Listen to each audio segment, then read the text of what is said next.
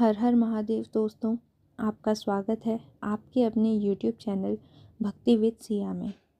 आइए आज हम सब सुनेंगे भौम प्रदोष व्रत की कथा, जिसे मंगल प्रदोष भी कहा जाता है। हिंदू धर्म में भौम प्रदोष व्रत का खास महत्व है। हर महीने की शुक्ल पक्ष और कृष्ण पक्ष की त्रयोदशी तिथि पर प्रदोष व्रत रखा जाता है। वहीं जब प्रदोष व्रत मंगलवार को पड़ता है तो इसे भौम प्रदोष के नाम से जाना जाता है। इस व्रत को करने के साथ साथ कथा का पाठ भी अवश्य करना और सुनना चाहिए, तभी जाकर व्रती की पूजा और व्रत पूरा होता है। प्रदोष व्रत के व्रत में विशेष प्रकार से भगवान शिव, माता पार्वती तथा शिव परिवार की पूजा की जाती है, किंतु भौम प्रदोष में हनुमान जी का भी पूजन किया जाता है। इस दिन विशेषकर प्रदोष काल के समय में भगवान शिव जी का पूजन करना चाहिए। भगवान शिव जी प्रदोष काल के समय में प्रसन्न मुद्रा में होते हैं और इस दौरान भगवान का पूजन करते हैं तो इससे भगवान शिव अपने भक्तों के सभी प्रकार के दुख और कष्टों का निवारण कर देते हैं तथा सुख और समृद्धि का आशीर्वाद देते हैं।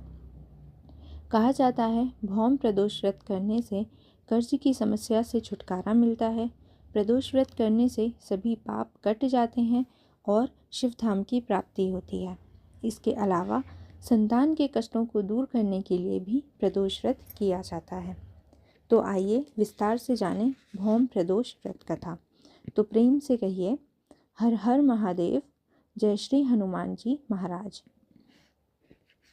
कथा के अनुसार एक बार श्री सोनक ऋषि ने श्री सूत जी से बोला, हे प्रभु, दया करके आप मंगल प्रदोष व्रत की कथा का वर्णन कीजिए, आपकी अति कृपा होगी।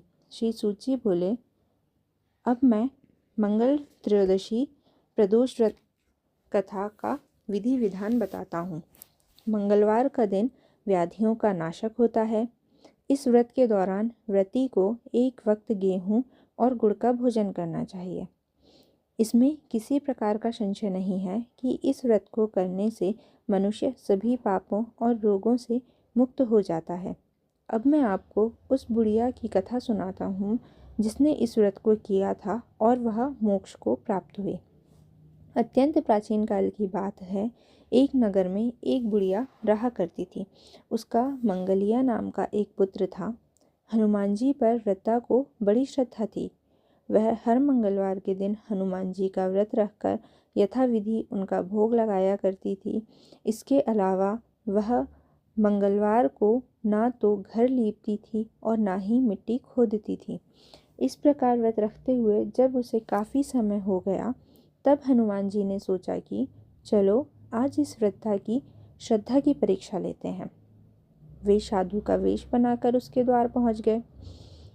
वहां पुकारते हुए कहा, है कोई हनुमान का भक्त जो हमारी इच्छा पूरी करे? वृद्धा इस पुकार को सुनकर बाहर निकल आई और कहा, महाराज, क्या आज्ञा है? साधु वेशधारी हनुमान जी ने कहा, मैं भूखा हूँ, भोजन करूँगा, तू थोड़ी सी ज़मीन लीप दे। तब वृद्धा बड़ी दुविधा में पड़ गई और अंत में हाथ जोड़कर प्रार्थना की, हे महाराज, लीपने और मिट्टी खोदने के अतिरिक्त जो भी कार्य आप कहेंगे वह मैं करने को तैयार हूँ। साधु 3 बार परीक्षा करने के बाद बोले, तू अपने बेटे को बुला ला, मैं उसको औंधा लिटाकर उसकी पीठ पर आग जलाकर भोजन बनाऊंगा। वृद्धा ने यह बात सुनी तो उसके पैरों तले जमीन खिसक गई, लेकिन वह वचन हार चुकी थी।